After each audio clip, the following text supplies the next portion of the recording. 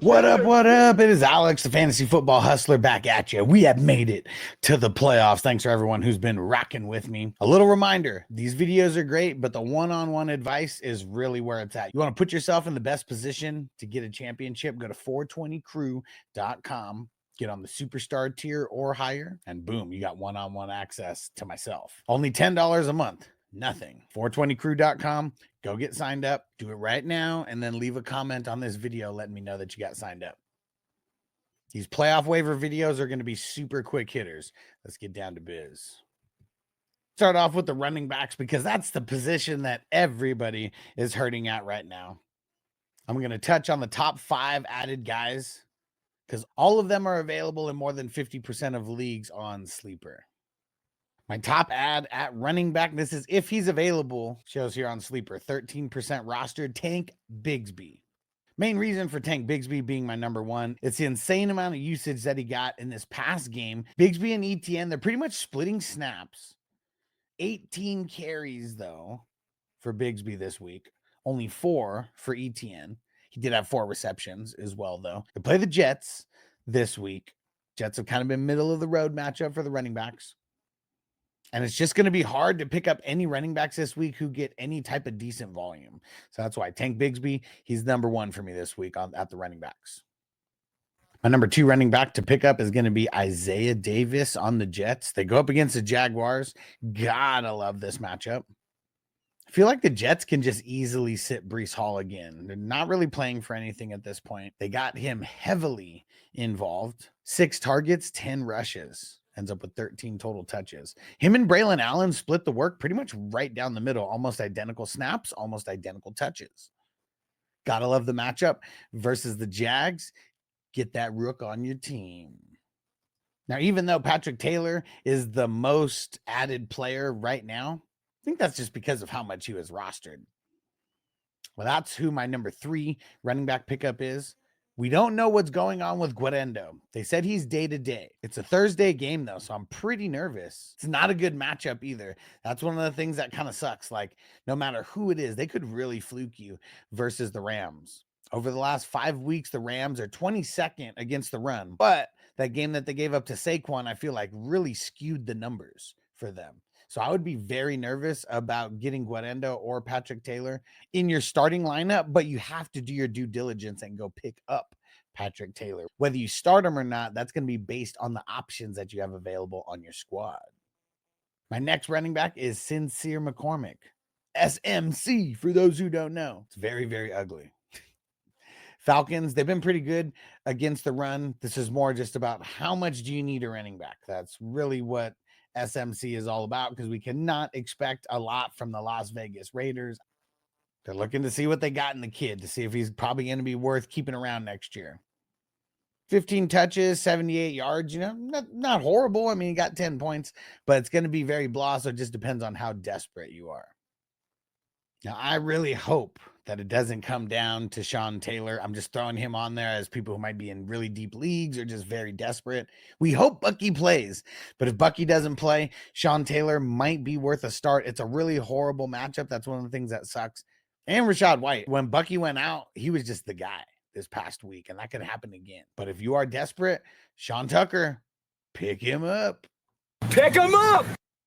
The wide receivers are very, very thin. I got 3 here, though, that could be available in your league. It's like nobody's available, though. The number 1 guy that I would be picking up, if you really need a wide receiver, would be Ray McCloud. He's been like a dart throw flex like most of this season for me when I'm talking about the starts and the sits.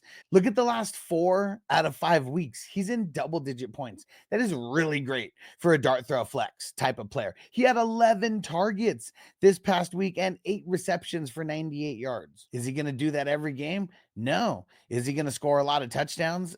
No, but that doesn't matter. If you get double-digit points right now in the playoffs out of someone that you are picking up out of desperation, that's money in the bank. Great cash, homie.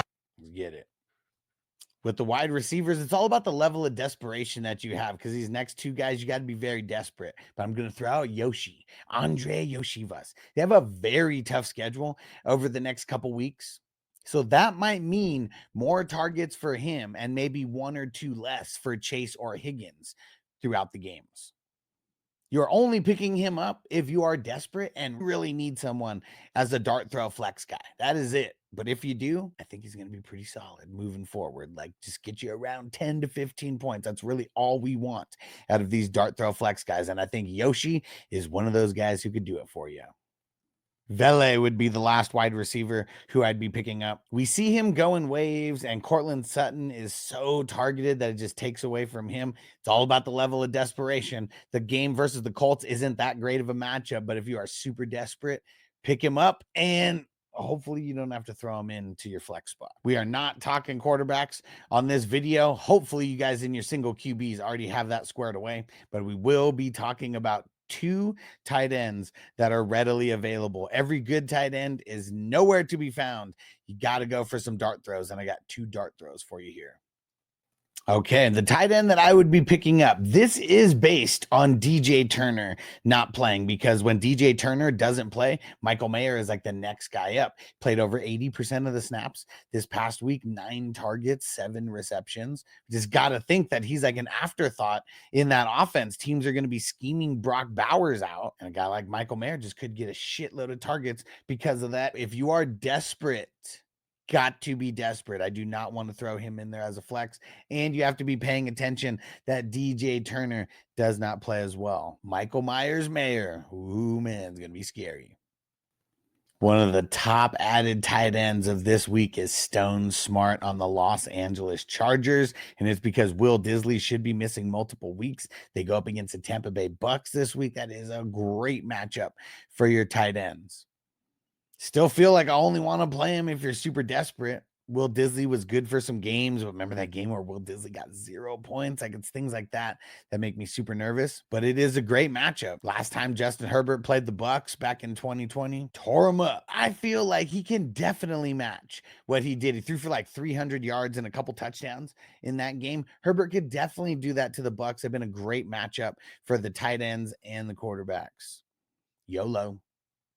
We've made it to everybody's favorite section now. Your defenses to pick up and stream. I'm only mentioning 2 this week. You guys want more info and who you should pick up? It's all going to be individually league-based. Leave a comment on YouTube or get over to 420crew.com like I've been telling you for the one-on-one advice. The Washington Commandos.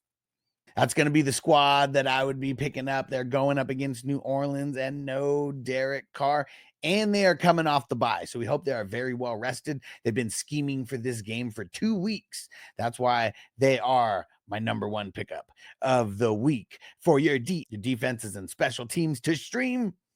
And I got one more that I think could win you this week. That team is the Cincinnati Bengals. Oh, yes, they're a little bit more rostered than the Commandos. That's why I put the Commandos first. They're a little bit more available. They're probably dropped in the bye week. Bengals gave up a few points to the Cowboys. They were out there making plays as well, and that's what we want. The Titans have given up the 3rd most points to team defense over the last 5 weeks. Bengals have been all right. They've been pretty good. It's all about the Titans, though, being a great matchup for your team defense. So the Bengals, pick them up and fire them up. All right, fire them up!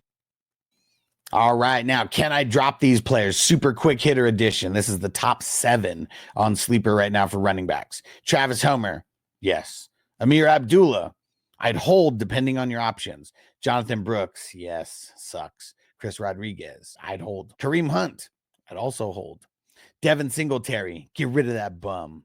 Braylon Allen, hold. Now the top 7 wide receivers. Calvin Austin, I'm going to hold unless you need to drop him to pick up someone else. If George Pickens doesn't play, which I think he's already doubtful for this week, I don't want to play him. George Pickens plays, I will play him. Parker Washington, drop. Nick Westbrook-Ikine, hold. MVS, with no Derek Carr, he's fringe droppable. I would still hold him because there could be some YOLO plays happening. Alan Lazard, droppable. Cooks, I'm going to hold. He caught a touchdown, but it got called back due to the flag. Jalen Tolbert, droppable. Yes, and there you have it. We made it all the way to the playoffs. Good luck to everybody out there. And if you have a bye, salute. We get to take a week off in that league. Yes. What I would do, though, I would still go through your motions as if you were actually playing this week. Just make sure, don't take the week off. Go through the motion, put your best lineup forward. It's all about getting those reps in. We don't want to slack when it comes to week 15. Even if we do have a bye, we stay in the kill or be killed mentality. And don't forget, I'm going to remind you again, get over to 420crew.com. Go get signed up as a paid member. Get on the superstar tier or higher to take part in my one-on-one fantasy consultations. You want to do it. There's nothing out there that is like this, where you can have me literally in your back pocket. We're able to go back and forth on Facebook, on Patreon, a lot of different places that we can message. If you get on the $25 tier or higher, the all access tier, you literally get my bat line and I will answer you if I'm live on a show. Got to pay to play though, but do it. It will be the best thing that you do for your championship greatness. If you play an IDP, I got the IDP waiver video coming. And don't forget to message me about my NFL playoff redemption leagues. They draft the first week of January. You do not want to miss out. They are so fun. I keep the fantasy party going all year round, and it continues right after everybody calls it quits for the fantasy football season. So make sure you message me directly about that so I can get you involved in one of these leagues, and click on one of the videos popping up right now. We'll see you next video.